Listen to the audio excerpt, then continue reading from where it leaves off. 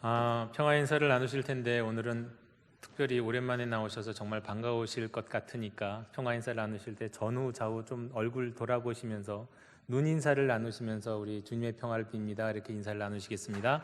주님의 평화를 빕니다. 네, 반갑습니다. 네, 오랜만에 반갑습니다. 찬송가 중에는 부를 때마다 이제 작사 작곡자를 떠올리게 되는 그런 곡들이 몇 곡 있습니다. 대표적으로 이제 뭐 크로스비나 웨슬리 같은 경우는 찬송가 중에서 여러 곡을 작곡했고 우리가 아는 곡들이 참 많은데요. 무슨 곡을 썼느냐라고 하면 사실 떠올리지는 되게 못합니다. 그런데 우리 오늘 예배 후, 오늘 설교 후에 부르게 될 찬송가 305장 어메이징 그레이스, 나 같은 죄인 살리신 같은 경우에는 많은 분들이 대충 누가 이 곡을 지었는지 알고 계십니다. 존 뉴튼이죠.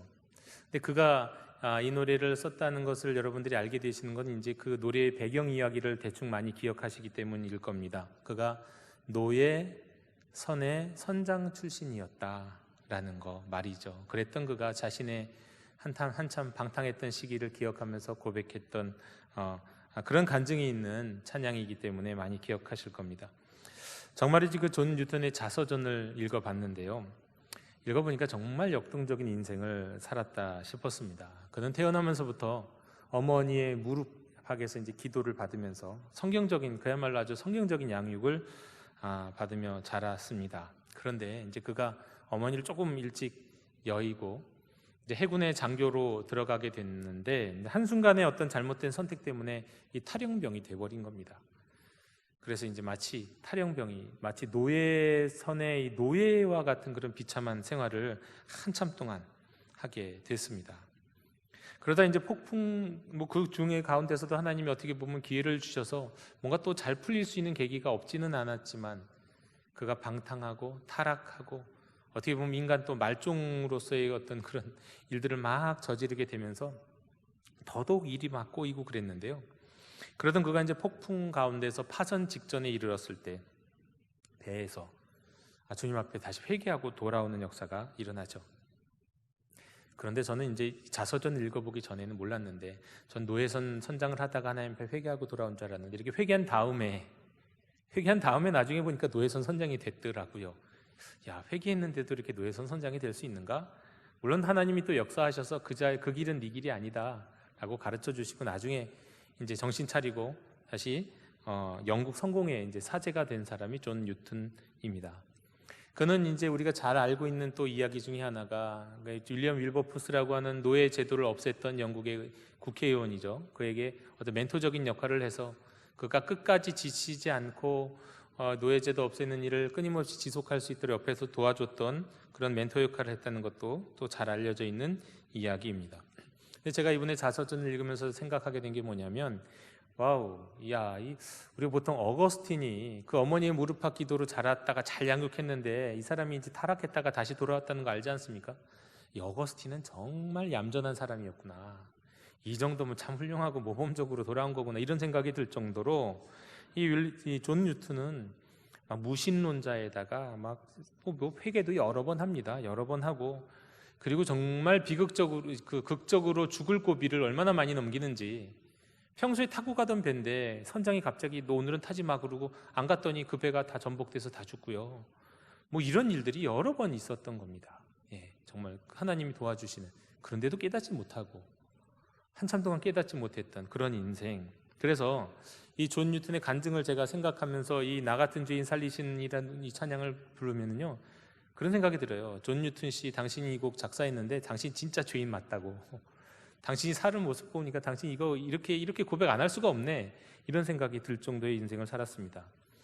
자, 근데 이제 존 뉴튼의 인생을 생각하면서 또 그 존 뉴튼뿐만 아니라 사실 어거스틴도 그렇고 꽤 많은 인생의 탕자와 같은 사람들의 인생을 생각하면서 제가 거기서 어떤 희한한 공통점들을 이제 발견했습니다. 그 공통점 이제 세 가지가 있는데요. 첫 번째로 이제 존 뉴튼 또 어거스틴 같은 사람이죠. 이런 사람들의 특징이 태어나서부터 어릴 적부터 기도와 말씀으로 양육됐다는 거예요.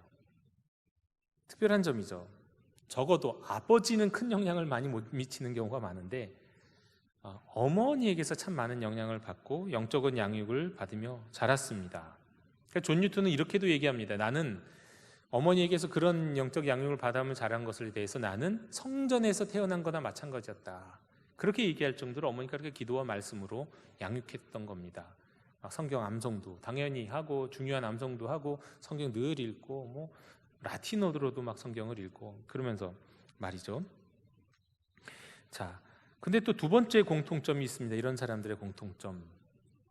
모두가 다는 아니겠지만요. 상당히 많은 경우, 대부분 많은 경우 청소년에서 특히 청년기로 넘어가는 어떤 그 특정 시점에 어머니로부터는 정말 그렇게 정말 어머니 그 가진 노력과 헌신 가운데 그렇게 신앙 양육을 오랫동안 그렇게 받아왔는데 불구하고 순식간에 어떤 짧은 시간에 그냥 유혹에 넘어가고 때로는 불신앙에 이르게 됐다는 겁니다.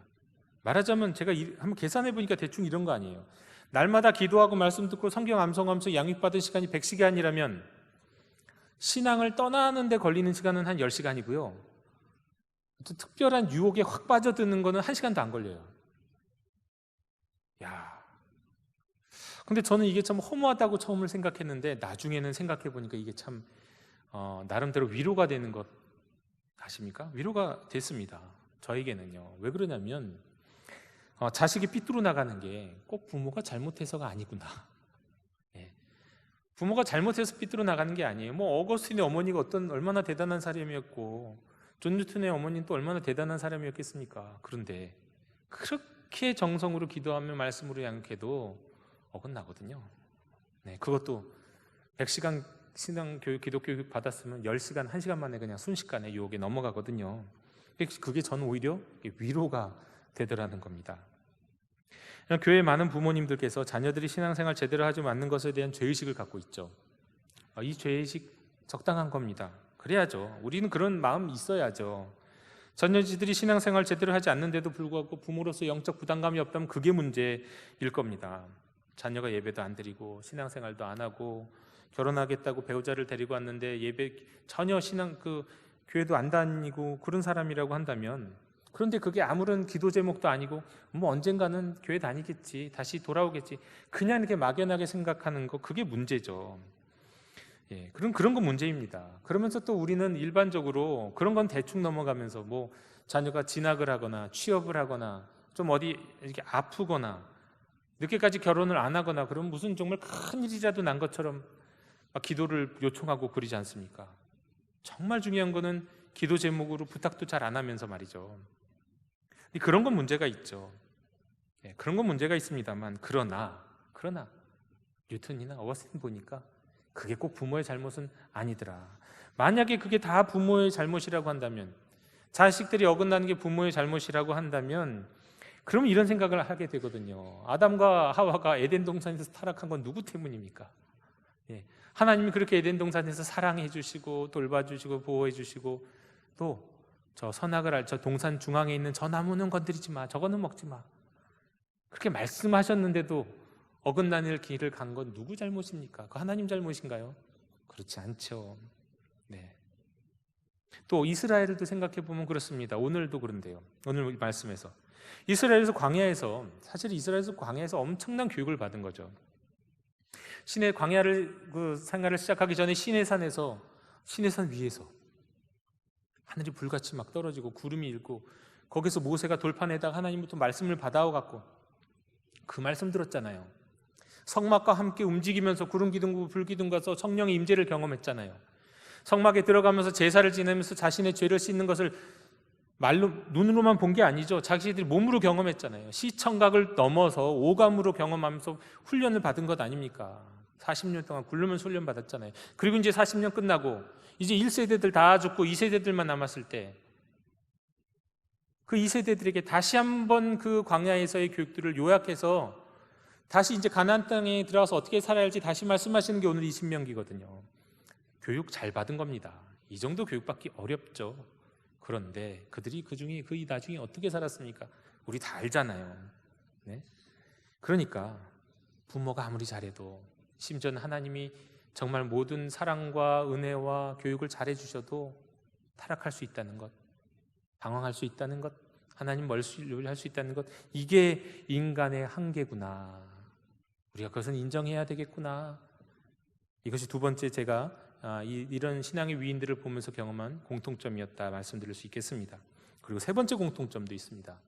어거스틴과 뉴턴에게 대표적으로 이 세 번째 공통점은요, 이 첫 번째 공통점과 두 번째 공통점을 어떻게 보면 극복하고 나오는 공통점이라고 하겠습니다. 이분들은 또 많은 사람들이 이 세 번째 공통점 뭐냐, 죄와 유혹에서 넘어갔던 그 경험들이 오히려 그들에게 있어서, 그들의 삶에 있어서 쓰임받는 재료가 되었다는 거예요. 그들이 유혹하고 방황하면서 깊은 죄악에 빠졌던 그 경험들이 그들이 나중에 하나님께 쓰임받는 아주 귀중한 재료가 되었다는 거. 그리고 그것과 더불어서 결국 그들이 다시 돌아오고 하나님 앞에 다시 섰는데, 그 중요한 계기가 된 것은 결국 어렸을 때 어머님으로부터 잘 신앙 양육 받으면서 들었던 찬양과 기도와 말씀, 이런 것들이 일생을 살아가면서 방황하고 타락하는 가운데서도 계속 그들의 양심을 꿍꿍꿍꿍 두드리면서 그것이 계기가 돼서 결국 하나님 앞에 되돌아오게 됐다는 거죠. 그러니까 우리가 아무리 양육을 잘하고 사랑으로 양육하고 완벽하게 교육한다 하더라도 우리 자녀가 삐뚤어 나가는 것까지 완전히 막을 수는 없지만, 그러나 그렇게 양육할 때 결국 또 그 자녀들이 하나님께 다시 돌아와 쓰임받는다 한다면 이 모든 것들이 우리가 더 열심히 우리의 자녀들을 말씀으로 기도로 양육해야 될 이유가 될 것입니다. 오늘 본문이 속한 이 신명기는요, 아직 품 안에서 이제 자식을 떠나 보내기 전에 다시 한번 마지막으로 이렇게 자녀에게 잘 단도리하면서 가르치는 그런 말씀이라고도 볼 수 있겠습니다. 자, 그런데 이 말씀도 가만히 보니까요, 그래요, 이 세 번째 공통점에 속하는 거란다는 걸 알 수 있습니다. 뭐냐면 이 신명기가 나중에 신명기 이후 이스라엘의 역사를 아시잖아요. 자, 이 신명기 이전의 이스라엘 역사도 대충 아시죠? 하나님이 아브라함을 부르시고 이삭과 야곱을 부르시고, 그리고 그들을 요셉을 통해서 애굽에서 방대한 민족이 되게 하셨잖아요. 아주 큰 민족이. 이 다 하나님의 사랑과 보호와 섭리였거든요. 그리고 이제 광야에서 잘 가르치셨거든요. 아주 찬찬히 시청각과 오감으로 가르치셨거든요. 그런데 이들이 딱 가나안 땅에 들어서 어떻게 됩니까? 바로 사사기에 접어드는데 사사시대에 무슨 일이 일어납니까? 다 자기 속에는 오른 대로 도대체 하나님이 가르쳐 주신 게 뭐야? 기억도 못하는 것처럼 살아가잖아요. 또 이 남유다와 북이스라엘로 나눠진 이 이스라엘 왕조 시대에도 보면 왕들 중에 누구 하나가 사실 하나님께 제대로 인정받습니까? 몇 사람 안 되고 대부분이 다 하나님이 보시기에 악하더라. 그랬던 이스라엘의 역사 가운데 요시야 때에 성전에서 한 두루마기를 발견하거든요. 그 발견한 두루마기를 통해서 그들이 다시 회개하고 돌아오게 되는데, 그 발견한 두루마기를 많은 신학자들은 대부분 오늘날 얘기할 이게 신명기다. 결국은 하나님이 영적인 아동기에 해당됐던 이스라엘을 양육하고 가르쳤던 그 말씀을 다시 이제 방황하고 방탕하다가 다시 기억하게 하시는 거예요. 그러자 이스라엘이 회개하고 또 돌아오잖아요. 마치 우리 인생과 같이요. 많은 믿음의 사람들의 인생과 같이 이스라엘도 그랬더라는 겁니다. 참 저는 이것을 보고는 신기하다는 생각이 들었습니다. 자, 오늘은 그런 말씀, 그런 과정 속에서 주시는 아주 희망찬 말씀입니다. 왜 오늘 말씀이 희망찬 말씀입니까? 읽어보셔서 기억하시겠지만 이스라엘 백성들을 그동안 하나님이 어떻게 돌보셨는지를 기억하게 합니다. 그리고 하나님의 징계를 받았죠. 광야 생활 가운데. 그러나 그게 아버지의 마음으로, 아버지가 자식을 사랑하는 마음으로 징계했던 것이다 배웁니다. 듣습니다. 그리고 이제 너희가 그 40년 광야 생활과 내가 이제 하는 말을 잘 순종하면 너희가 아름다운 땅에 들어가서 번성하게 될 것이라고 약속하시니 얼마나 이것이 희망찬 말씀입니까? 그러면서 오늘 특별히 신명기 8장에서 하시는 말씀이 뭐냐면, 광야 40년 동안 왜 하나님이 무엇을 위해서 교육하셨는지에 대해서도 말씀합니다. 그러니까 이 광야 40년을 통해 하나님이 의도하셨던 교육의 목표는 뭐냐면, 이스라엘 사람들이 땅을 차지하고 번영을 누리게 되었을 때에도 그것 때문에 하나님을 잊지 않게 하기 위해서 내가 이 40년 동안 너희를 가르쳤다, 이렇게 말씀을 하고요. 또 하나님이 그 광야에서 특별히 하나님의 백성들을 막 낮추시잖아요. 교만하지 말라고 낮추시고 시험하셨던 그 이유가 무엇이냐면, 그들의 마음이 어떠한지 보기 위해서, 그들의 마음이 어떠한지 보기 위한, 아시기 위한 것이었다고 말씀합니다. 이게 중요합니다. 그들의 마음. 이게 속사람이기도 하고요, 그 사람의 중심이기도 하고 그들의 내면이기도 한데요, 그것을 알기 위해서 결국 그 명령을 지키는지 지키지 않는지를 보셨다라는 거예요. 자, 명령을 지키는지 안 지키는지 이거는 주로 행동이죠.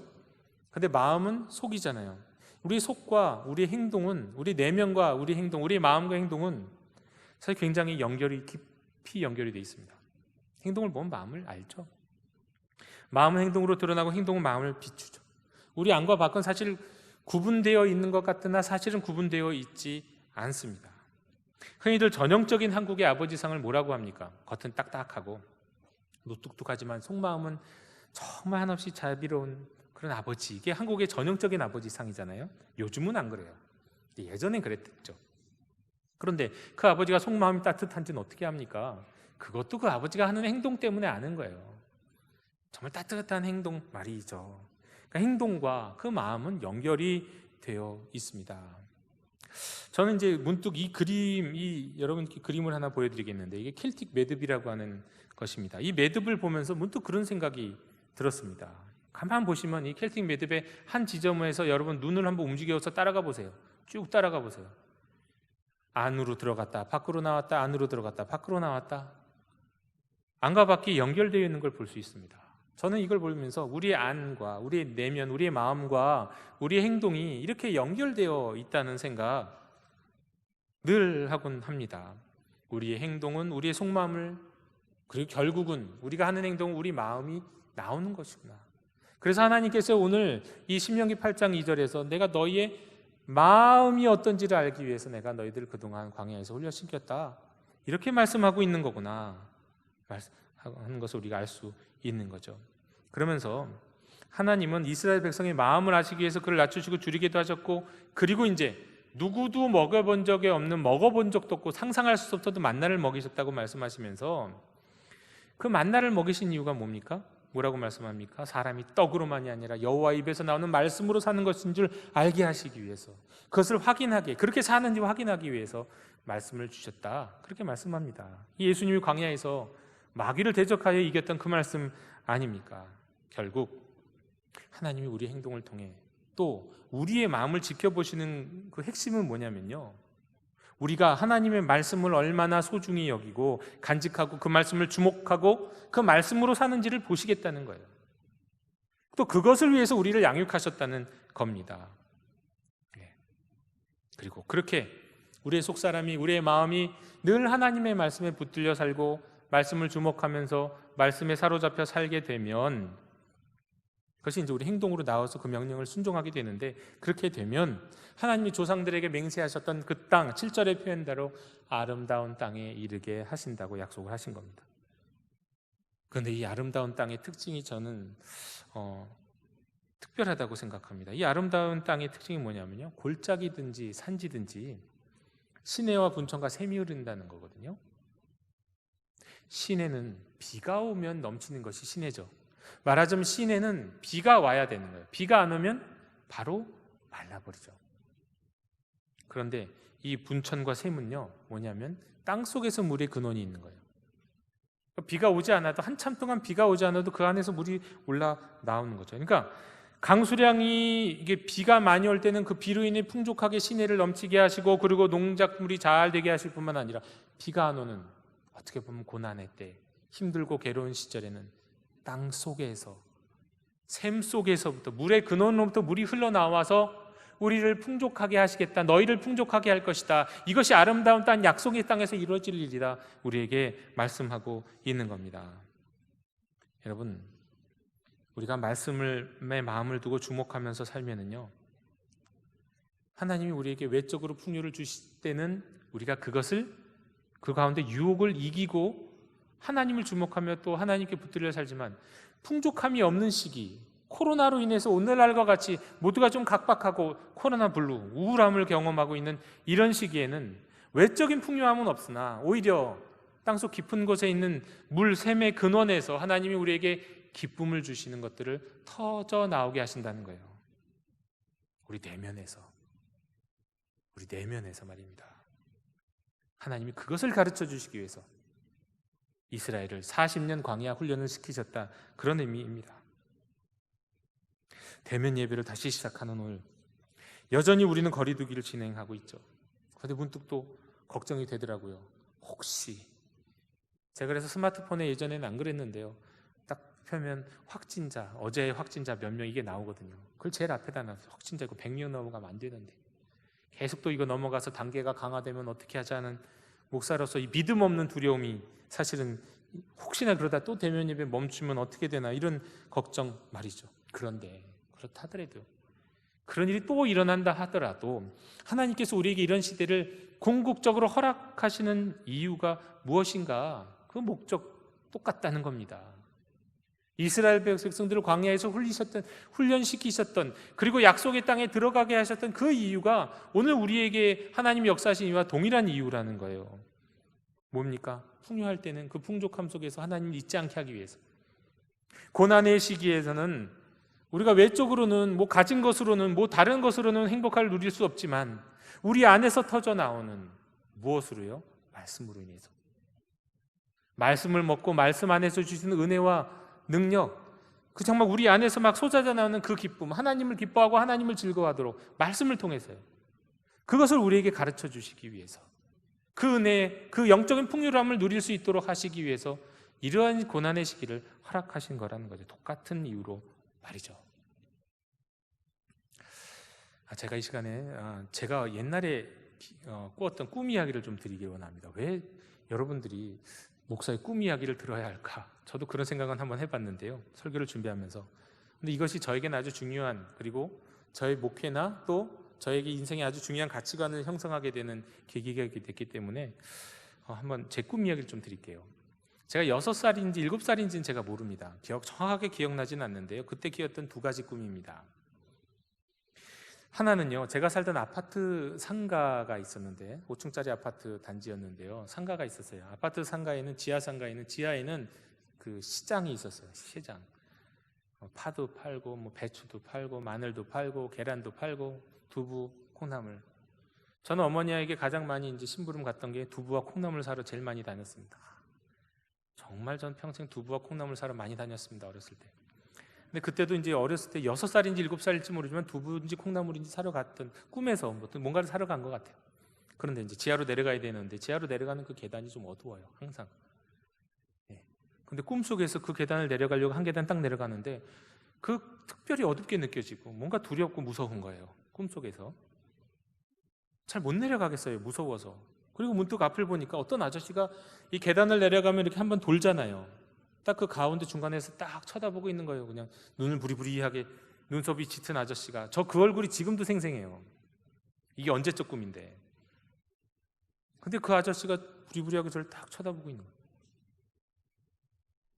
무서워서 못 내려가고 도망갔어요.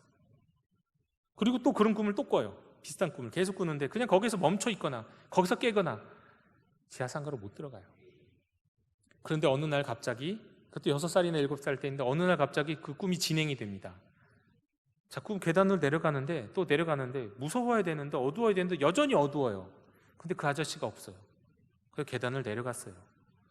그리고 완전히 다 내려가 보니까 이 지하, 이 시장 앞에 그 아저씨가 딱 서 계신데 저를 이렇게 웃으면서 맞아주는 거예요. 웃으면서. 그리고 그 안으로 들어가서 그 아저씨랑 일등에 화해를 한 거죠. 무서워했는데 그 안으로 들어갔는데 시장이 제 놀이터가 됐어요. 너무너무 재미있는 거예요, 시장이. 거기에서 시장 장사하는 것도 옆에서 구경도 하고 그러면서 제가 막 재미있게 장난도 치고 놀았던 기억. 야, 이게 지금 몇십 년 된 기억, 꿈인데 전 너무너무 생생합니다.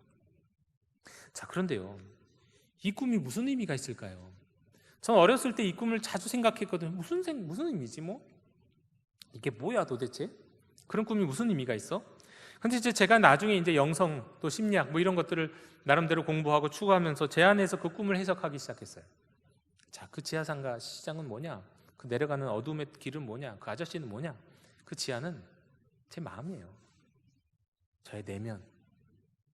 제 내면에 있는 어두움이죠. 그런데 내 내면의 세계, 내 마음의 깊은 곳을 내가 직면하기가 싫었고 무서운 거예요. 못 가는 거예요. 두려운 거예요. 그래서 주저주저하고 때로는 도망간 거죠. 그런데 어느 날, 이건 내 힘이 아니에요. 나의 능력으로 한 게 아니에요. 누군가 도와주셨죠. 그 안을 지나갈 수 있게끔, 그 어두운 계단을 지나갈 수 있었고요. 그리고 내가 무서워했던 그 아저씨를 만나요. 그 아저씨는 나를 환하게 맞이하고, 나중에는 그 꿈 끝날 시점에 그 아저씨를 제가 찾았어요. 보고 싶어갖고. 그러니까 그 무서웠던 아저씨가 화해하게 된 거죠. 그러니까 내 내면의 세계에 있는 어떤 어두운, 뭔가 직면하기 어려운 무엇이 있는데, 내 깊은 마음속으로 들어가지 못하고 있는 그런 것들이 있는데, 그날 그 꿈속에서 그게 화해가 된 거예요. 우리 인생이 그렇거든요. 많은 사람들이 자기 마음 깊은 곳으로 못 들어갑니다. 자기 마음속을 못 들여다봅니다. 뭐가 있는지 못 봐요. 두려워서 피해요. 우리가 자꾸 무기력하고요, 또 우리가 자꾸 화가 나고요, 누군가가 계속 밉고요, 우울에 빠져 있고 침체되어 있고, 나도 모르는 내가 행동을 막 하게 돼 있고, 어디에 막 탐닉하고 중독되는 현상들, 우리 마음 깊은 곳으로 들어가면 그게 보이는데 마음에 못 들어가요. 그래서 다른 뭔가를 막 만들어내요. 거기에 막 중독되기도 하고요. 그런데 우리 내면에, 우리 마음 깊은 곳에 있는 그것과 만나고 내 속을 들여다보게 되고, 내 마음이 무엇을 하고 있는지를 제대로 알게 되고 알아차리게 되면은요, 여러분, 우리의 행동도 바뀌어요. 자유로워지고 즐거워지고 행복합니다. 그래서 마음이 소중하다는 걸 저는 배웠어요. 오늘 사실 개신교회가 갖고 있는 최대의 단점 중에 하나가 내면 생활이에요. 신앙생활은 하는데 내면 생활은 안 한다. 내면 세계에 대해서 무관심하다는 거예요. 우리 마음에 대해서 무관심하다는 거예요. 열심히 기도하고 열심히 성경 공부도 하고 암송도 하고 하는데 마음을 살짝 비껴가요. 마음은 살짝 외면하면서 그런 일들을 하고 있더라는 거예요. 그런데 여러분, 마음을 만나면, 마음 깊은 곳에 있는 것 직면하면 정말 우리의 행동과 삶과 인생이 바뀌게 됩니다. 전 그 꿈을 통해서 그것을 경험했어요. 그 꿈을 해석하게 되면서 비로소 그것을 알게 됐죠. 마음이 중요한 거예요. 자, 이게 저의 첫 번째 꿈이고요. 두 번째 꿈 이야기 드릴게요. 그것도 같은 시점의 꿈을, 같은 아파트 살 때 꿈이에요. 어제도 그 꿈을 생각하면서 저는요, 어제 그 꿈 다시 생각하는데 몸서리가 쳤어요. 어렸을 때 그 꿈인데 막 여전히 무서움이 전달이 되는 거 있죠. 이것도 무서운 꿈인데요. 제가 어느 날 이제 저희 집이 4층이었는데 계단을 올라가서 4층 문을 열었어요. 집 현관문을 열었어요. 우리 아버지가, 어머니가, 형이 있나 이렇게 봤더니 인기청이 없네요. 안방부터 들어갔죠. 그렇잖아요. 애들 집에 오면 제일 먼저 방 하나하나 열어보잖아요. 제 건너편에 안방 갔더니 아무도 없어요. 옆에 부엌을 열었더니 아무도 없어요. 문간방, 현관 바로 옆에 있는 문을 딱 열었더니 세상에, 지금도 제 방에 아주 55년 된 성경책 하나 있거든요. 세로로 된 거. 지금도 제 방에 있어요. 그런데 그 성경책이 그 방 건넌방에 딱 가운데 딱 하나 있고 팔이 하나 잘라서 있어요. 엽기죠, 엽기. 근데 그 팔은 우리 아버지 팔이야. 어떻게 알 수 있을까요? 늘 우리 아버지가 입던 카키색 그 스웨터가 잘려있는 팔이에요. 저는 그거 보고 기겁을 하고는, 무슨 공포 드라마도 아니고요, 영화도 아니고, 기겁을 하고 계단을 내려가서 막 삥삥 돌아고 도망갔어요. 아파트 밖으로 나가려고. 그런데 계단이 끝나질 않네. 세상에, 아무리 돌아도 무서워서 막 뛰어내려고 2칸, 3칸씩 뛰어내려가는데 안 끝나요. 그리고는 그냥 잠에서 깼어요. 무서워하다가. 그 꿈은 딱 한 번 꾼 꿈입니다. 그래서 지금까지 기억나요. 제 인생 돌아보면서 참 그 꿈이 여러 번 기억났고, 언젠가는 이제 수업 시간에, 영성 수업 시간에 기도할 때 꿈을 갖고 한번 반추하면서 내가 기도해야지 하고는 옛날에 꿨던 꿈, 도대체 하나님 이게 무슨 뜻입니까? 막 물어보면서 그랬던 적도 있어요. 그러면서 이제 그 꿈을 대해서 나중에서야 이제 제가 알게 됐던 일이 있는데, 사건이 있었는데, 뭐냐면 왜 그런 꿈이 있었을까? 그 시점이 저희 아버지가 마지막으로 교회를 나가던 시점이에요. 물론 그 이후에 제가 신학교 가고 목사가 되니까 교회를 다시 나오시긴 했어요. 하지만 그때 당시 저희 아버지는요, 저희 집은 개척교회를 다니고 있었는데 개척교회에서 이제 막 교회를 건축하던 시점이에요. 근데 저희 아버지는 서리집사밖에 안 되고 믿음도 없는 분이 교회 건축을 맡게 됐네요. 좀 아는 게 많으셔갖고요, 담당하게 되셨는데, 그때 어떤 유혹에 빠지셨는지 그건 제가 모르겠어요. 근데 그때 이후로 교회를 다시는 안 나. 그 교회 이후로 교회를 다시는 한참 동안 안 나가셨어요. 나중에 그 팔이 우리 아버지 팔이 영혼의 팔이 맞구나라는 생각을 했어요. 하나님의 말씀, 그 아버지 성경책이거든요. 아버지가 보셔야 될 그 성경책인데, 그 성경책 옆에 팔이 잘려져 있는 건 뭐예요? 말씀을 붙들고 살아야 될 사람이 그 말씀에 팔이 붙들려 있으니까 팔을 자르고 간 거예요. 마치 도마뱀이 꼬리 잡히면 꼬리 자르고 도망가는 것처럼 딱 그 모양이죠. 저희 아버지가 그랬던 거예요. 그러니까 저희 아버지 인생을 제가 알잖아요. 저희 아버지 인생 참 힘드셨어요. 그 이후에 되는 게 없고 풀리는 게 없으셨어요. 저희 작은 할아버지가 꽤 괜찮은 자리에 계셔갖고 우리나라 대기업이란 다 취직도 시켜줄 수 있으셨고 아마 그랬는데요. 안 돼요. 얼마 못하고 또 나오시고 또 나오고 사업하는 건 안 되고 정말 힘들게 사셨어요. 말씀을 붙들고 살아야 할 분이 말씀에서 도망가서 사니까 저는 그랬다는 생각이 나중에 그렇게 기억이 되고 이해가 되더라고요. 저는 이 두 가지가 제 인생에 있어서 아주 중요한 제 인생의 가치관입니다. 우리 마음을 비춰보자. 마음속에 뭐가 있는지. 도망가지 말자는 거예요. 또 하나는 말씀을 붙들고 살아야지. 말씀에서도 도망가지 말자는 거예요. 그러면 팔 잘린 꿈에 나온 제 팔 잘린 저희 아버지처럼 그렇게 된다. 그렇게 살지 말아야지. 우리는 다 교회 나오고 신앙생활을 하는 거면요, 적어도 말씀을 붙들고 사는 거예요. 말씀을 적어도 붙잡은 적이라도 있는 거예요. 근데 그런 인생들이 말씀을 놓고 살면 어떻게 될까요? 근데 저는 이 두 가지가 오늘 말씀 속에서 사실 연결이 됩니다. 하나님이 네가 명령을 지키는지 안 지키는지 보자고 하시면서 내 마음을 내가 알길 원한다고 하시잖아요. 네? 마음. 결국 이 마음에 말씀이 있는지 없는지를 보길 원하신다는 거예요. 우리 마음에, 우리 내면의 깊은 곳을 하나님의 말씀이, 그 말씀을 주신 성령께서 다스리시고 주장하시고 인도하시고 그러면요, 우리가 풍요로울 때는 유혹에 넘어가지 않을 수 있고요, 우리가 고난과 괴로운 시기에는 그 풍요로움이 없는 것으로 인해서 괴로운 것이 아니라 하나님이 주시는 우리 내면의 은혜, 말씀으로 인해서, 그 말씀이 주시는 은혜로 인해서 하나님을 즐거워하고 기뻐할 수 있는 이 우리 내면에서 샘솟는 그 기쁨 때문에 우리가 풍요로운 삶을 살 수 있다는 뜻인 겁니다. 말씀을 붙들고 살아야 하고요, 우리의 마음을 지키며 살아야 한다는 겁니다. 영도교회 형제자매 여러분, 지금 저와 여러분의 마음 도대체 어디에 있습니까? 어디에 있나요? 마음 어디다 두고 오셨나요? 마음에 뭐가 있으신가요? 이 코로나로 인해 여러 가지 힘들고 괴롭은 시기이지만, 불편한 시기이고 답답한 시기이지만, 이럴 때일수록 우리 마음을 지켜야 합니다. 우리의 마음에 하나님의 말씀이 있습니까? 우리의 마음을 하나님의 말씀이 채우고 있습니까? 그 말씀에, 이 존 뉴턴의 인생에서 많은 인생이 그랬던 것처럼 더럽고 하나님에 대한 불신, 무신론적인 생각들, 하나님 없이 내 욕망이 가득해서, 더러운 것들이 가득해서 정말 우리가 존 뉴턴보다 더한 고백을 할 수밖에 없는, 혹시 그런 인생 가운데 사는 분 없으십니까? 여러분, 우리가 생각을 넘어서 우리의 속사람은 도대체 무엇을 주목하며 살고 있는가요? 오늘 신명기 8장은 우리의 마음이 하나님을 주목하기를, 그리고 영적인 양식인 만나 하나님의 말씀을 주목하며 그 말씀에 붙들려 살기를 원하고 그렇게 살라고 말씀하십니다. 그렇게 될 때 다시 한번 말씀드리지만, 풍요로움 가운데서는 유혹에 이길 수 있고, 공공한 가운데서는 내면에서 솟아나오는 영적 풍요로움으로 인해 또한 행복하게 살 수 있는 길이 열린다는 사실입니다.